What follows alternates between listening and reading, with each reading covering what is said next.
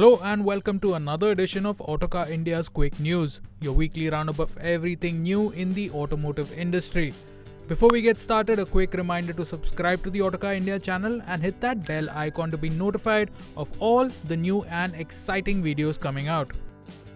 We begin with coverage from the Japan Mobility Show 2025, where Honda unveiled the Zero Alpha SUV concept. The production model will launch in India in 2027 and it will also be manufactured here. Honda's Zero Alpha SUV concept is nearly production ready. It features a sharply raked front, upright rear windscreen and a tapering window line.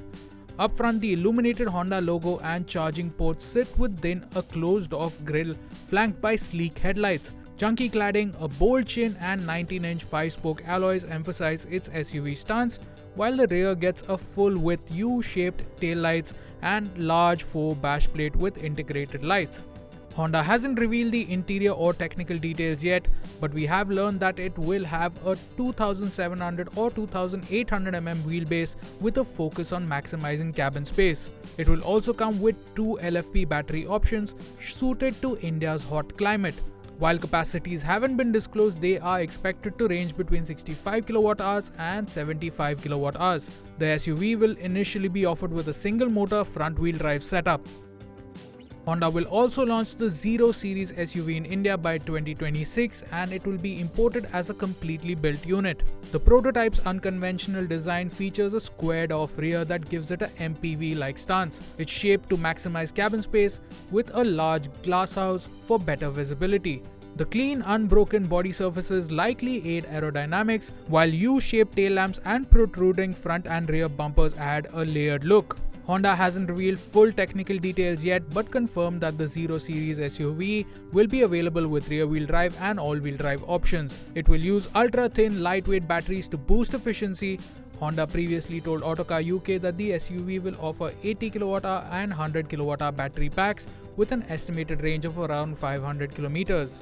Honda is also planning an aggressive comeback in India with at least 10 new models by 2030. The company has made India a key priority, setting up a dedicated project team to craft a local strategy.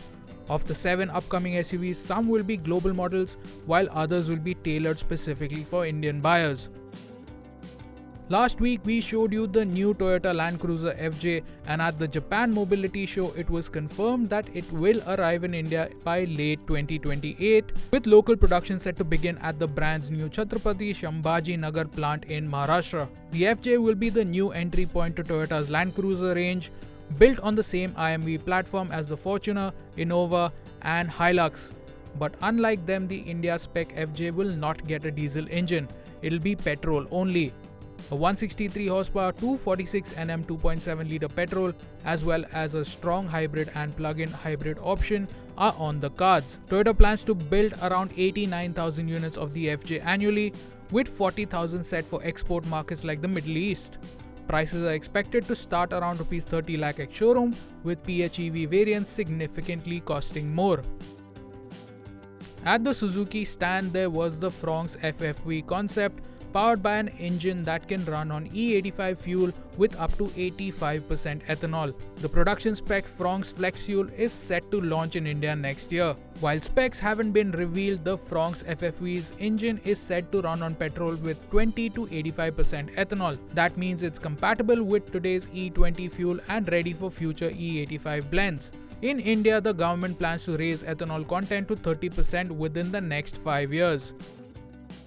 Ahead of the Venue's launch on November 4th, Hyundai has revealed the sporty N Line version and bookings are now open for a token amount of Rs 25,000. Compared to the standard Venue, the N Line gets a sportier look with a unique grille, N Line badging, a new bumper with red accents and 17-inch alloy wheels.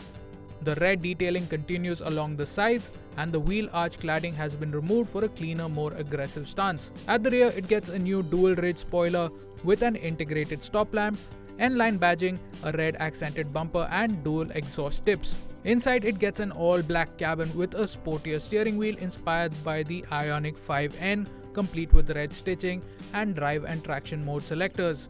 It also features N-line gear knobs, red ambient lighting, metal pedals and black leatherette seats with N-line embossing.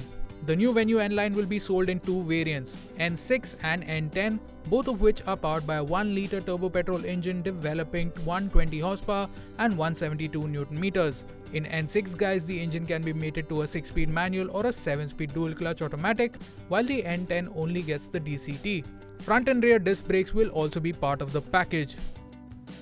Renault has confirmed that the new generation Duster will debut in India on January 26, 2026, marking the brand's return to the segment 4 years after the previous model was discontinued. Engine options for the new Duster are yet to be officially confirmed, but we expect Renault's 156 horsepower 1.3-litre turbo petrol mill to be part of the lineup, offered with both manual and CVT transmissions. The 1-litre 3-cylinder turbo petrol from the Kiger could also power entry-level variants. Diesel engines are off the table for now, but Renault is evaluating a localized hybrid powertrain.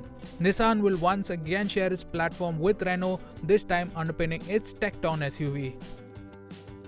In two-wheeler news, Ducati has launched two new models in India. The first is the Multistrada V2, priced at Rs 18.88 lakh. The new Multistrada V2 is lighter and more advanced, shedding 18 kgs to achieve a curb weight of 199 kgs. Its smaller 19-litre tank also aids weight reduction. For 2025, it gets refreshed styling with new Panigale and Multistrada V4 inspired headlights, sharper DRLs, and a redesigned sleeker silencer. It uses an 890cc V-twin producing 115 horsepower and 92 Nm. Both variants of the V2 and the V2S get a 6-speed gearbox with a slipper clutch and bi-directional quick shifter. The Multistrada V2S uses semi-active suspension with Ducati's Skyhook suspension system. Additionally, Ducati has moved away from the Tyrrellist frame and now offers a monocoque front frame. The new 5-inch TFT display features a redesigned interface with 3 info modes and 5 riding modes. Each adjusts the cornering ABS, traction, wheelie and engine brake control, all customizable. Standard kit includes cruise control, a USB port and Ducati Brake Light Evo, which flashes under hard braking. The Multistrada V2 and V2S are available at dealerships in India now, and here is the full price list. The second Ducati launched is the Panigale V2, powered by the same 890cc 90-degree V-twin engine. The Panigale V2's engine produces 120 horsepower and 93.3 Nm of torque, 30 horsepower less than the previous 950cc Super Quattro. But Ducati says the focus is on approachability and lightness. At 175 kgs dry, the V2S is the lightest Panigale ever, and the standard version closes behind at 179 kg. The Panigale V2 includes a full suite of electronics managed by a 6-axis IMU, including cornering ABS, traction and wheelie control, engine brake control and a bi-directional quick shifter. The V2S adds launch control and a pit limiter. Riders get 4 modes: race, sport, road and wet, displayed on a 5-inch TFT screen. Suspension duties are handled by a fully adjustable front fork and a Kayaba monoshock on the base bike. Both variants feature Brembo M50 brakes and Pirelli's Diablo Corsa Rosso 4 tires. The 2025 Panigale V2 starts at Rs 19.12 lakh for the base variant and Rs 21.10 lakh for the V2S. A notable drop from the previous model's Rs 20.98 lakh price tag. And that's a wrap for quick news this week. Thank you so much for watching. We'll see you again next week.